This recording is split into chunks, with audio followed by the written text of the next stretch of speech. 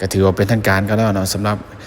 ทางด้านวันมันมีกับการประกาศอย่างเป็นทางการในวันที่4 พฤษภาคม 2025ที่ผ่านมานะก็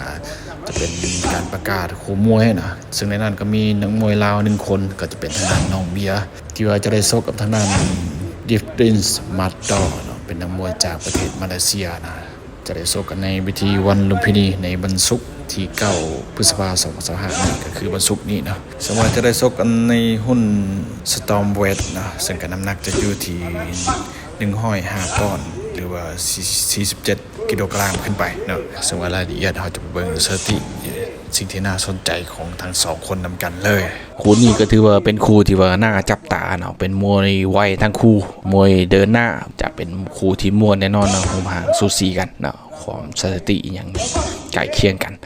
สมมติน้องเบียร์อายุ27 ปีลงสูง158 เซนติเป็นนักมวยลาวที่ว่ามีความดุดันแบบจอมลุยก็ได้ละออกมัดได้บองไวแล้วก็มีมัดหนักสถิติการชกในวันพรุ่งนี้มันชกไป1 ไฟต์ชนะน็อกเนาะก็คือชนะทางด้านนักมวยจากประเทศเยอรมันก็คือมาวินดิชิสนะชนะน็อกไปในยกทมิตเท่านั้นนะถ่ายยกเนาะก็ถือโดดเด่นครับโบนัสไป 350,000 บาทตั้งแต่ไฟทมิตกันเลยไฟที่2จะได้ชกกับทางด้านดิฟดินมาสดอร์นักมวยจากมาเลเซียซึ่งว่านักมวยจากมาเลเซียก็ส่วนสูงจะอยู่ที่162 เซนติเมตรอายุ22 ปีก็ถือยังเป็นน้องทางนั้นน้องเบียร์นะชกในวันลุมพินีไปแล้ว3 ไฟต์นะก็คือ2 ไฟต์ทมิตเอาชนะไปเนาะก็คือ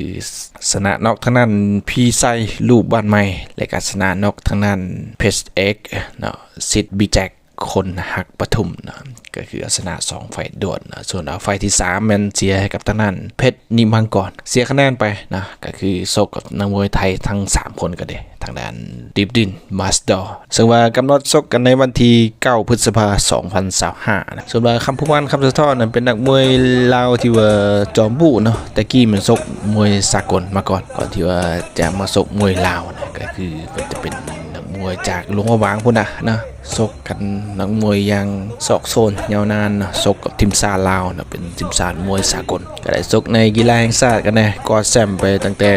กีฬา